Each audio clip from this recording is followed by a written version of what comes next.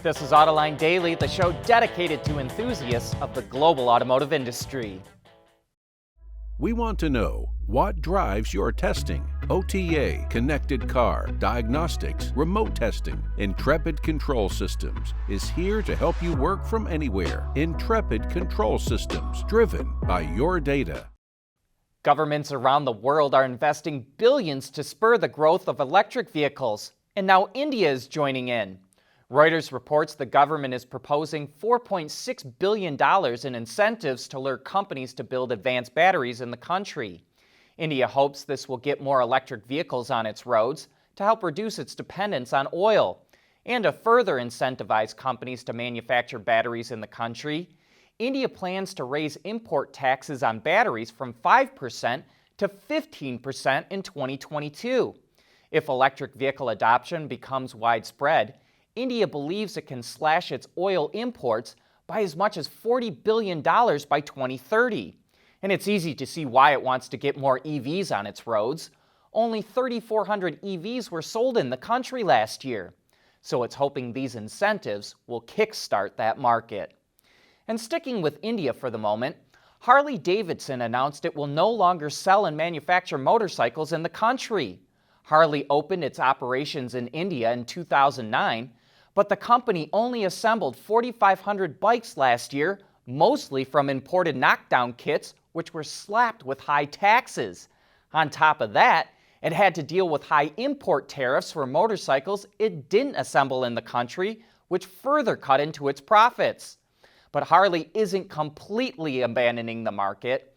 Reuters reports the company is in talks with India's Hero MotoCorp for a distribution deal that will allow its bikes to be sold there.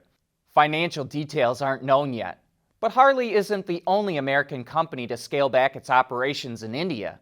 GM pulled out of the market in 2017, and Ford moved most of its assets into a joint venture with Mahindra.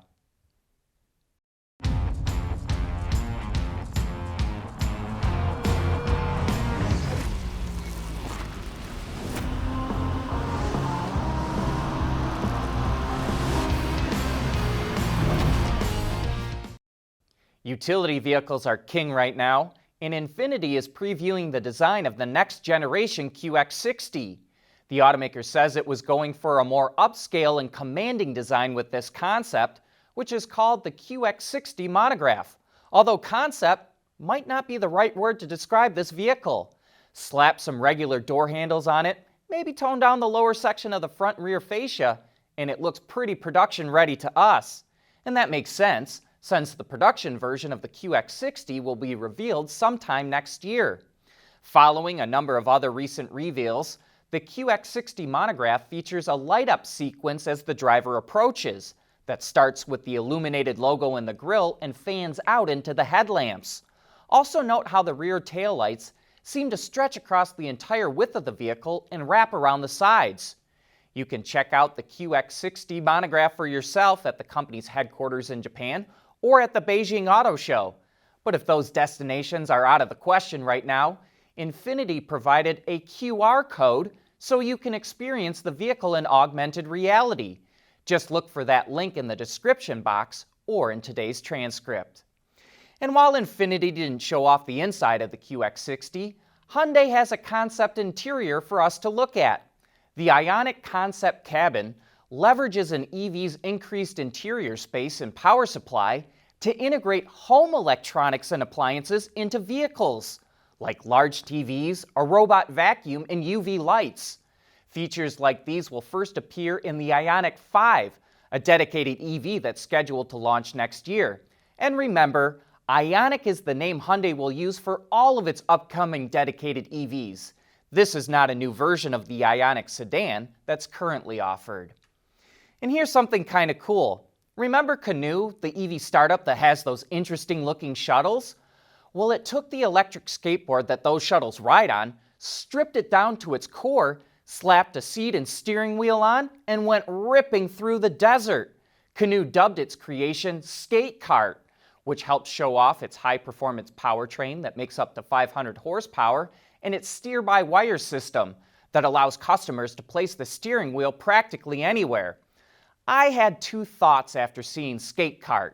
The first is, this reminds me of a stripped-down Corvette the guys on the show Roadkill made. And I wonder if we could see a return of aftermarket body kits, like you used to see in the back of automotive magazines. I think that would be cool too.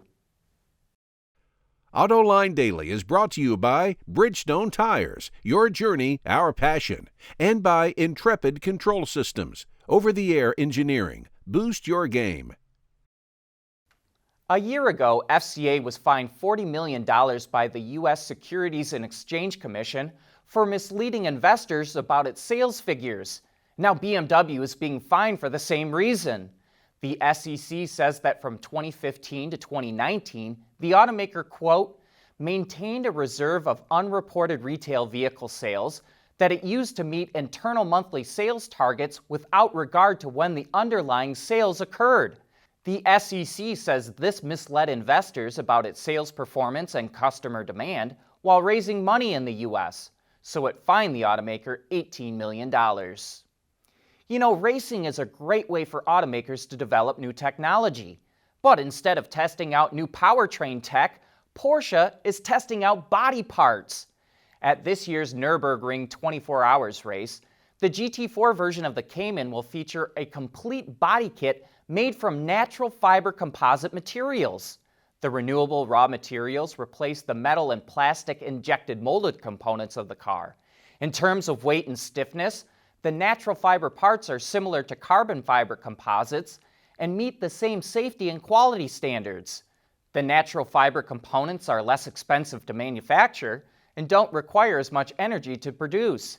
And out on the track, the parts don't vibrate as much, and in an accident, they break into larger, less sharp pieces. But that wraps up today's show. Thanks for watching, and have a great weekend.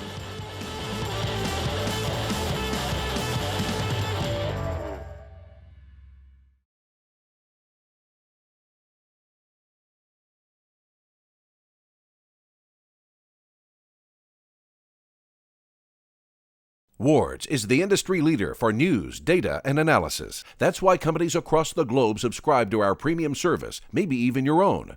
Log in for subscriber access now. Check your company's intranet for details, and rely on wardsauto.com to keep you informed.